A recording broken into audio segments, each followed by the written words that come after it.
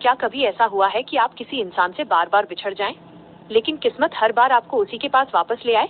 आज की कहानी है दो ऐसे लोगों की जो एक दूसरे से प्यार तो करते थे, लेकिन वक्त कभी उनका साथ नहीं देता था। यह कहानी है ह्यून वू और मीसू की। एक ऐसा प्यार जो सालों तक अधूरा रहा। कहानी शुरू होती है साल 1994 से। मीसू अपनी माँ की छोटी सी बेकरी चलाती है। वह एक शांत और मेहनती लड़की है। उसकी जिंदगी बहुत साधारण चल रही होती है। एक दिन बेकरी में एक नया लड़का काम करने आता है। उसका नाम होता है ह्यून वू। ह्यून वू बहुत शांत और अकेला रहने वाला लड़का होता है। उसके चेहरे पर हमेशा उदासी दिखाई देती है। धीरे धीरे मीसू को पता चलता है कि ह्यून वू अभी अभी जेल से बाहर आया है, लेकिन मीसू उसे उसके अतीत से नहीं, बल्कि उसके व्यवहार से पहचानती है। दोनों साथ काम करने लगते हैं, साथ खाना खाते हैं, साथ रेडियो सुनते हैं और धीरे धीरे उनके बीच दोस्ती हो जाती है। उनके बीच छोटी छोटी बातें ही खास बनने लगती हैं। एक दिन मीसू और ह्यून वू साथ बैठकर रेडियो सुन रहे होते हैं। रेडियो पर प्यार भरा गाना चल रहा होता है। उसी पल दोनों को महसूस होता है कि उनके दिल में कुछ बदल रहा है। मीसू पहली बार किसी के इतने करीब महसूस करती है। वहीं ह्यून वू भी मीसू के साथ खुद को सुरक्षित महसूस करता है, लेकिन ह्यून वू अपने अतीत की वजह से डरता है। उसे लगता है कि वो मीसू की जिंदगी खराब कर देगा।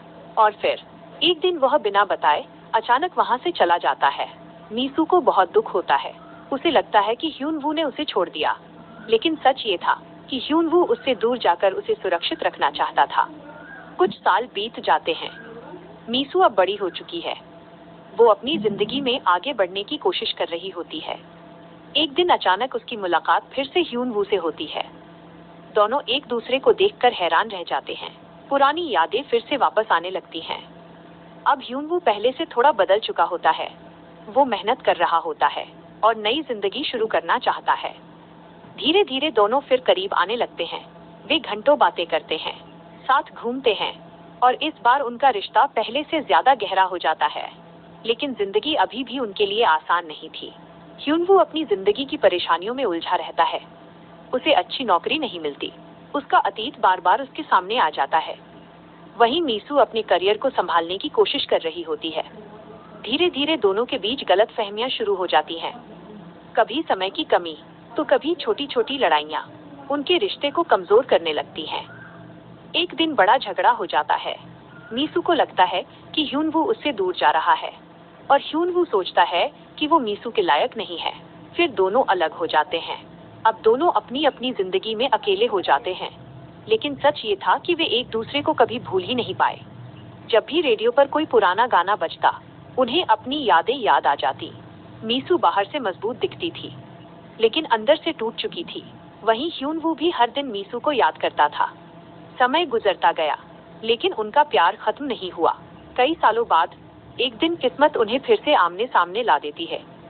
अब दोनों पहले से ज्यादा मैच्योर हो चुके होते हैं। इस बार वे समझ चुके थे कि जिंदगी में सबसे जरूरी चीज क्या है। ना पैसा, ना करियर, बल्कि वो इंसान जो हर मुश्किल में आपका इंतजार करता है।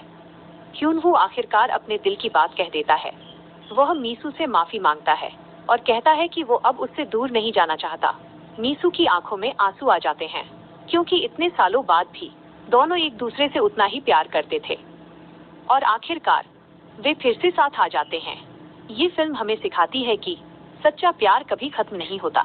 अगर दो लोग सच में एक दूसरे के लिए बने हों, तो समय उन्हें कितनी भी बार अलग कर दे, किस्मत उन्हें फिर मिला देती है।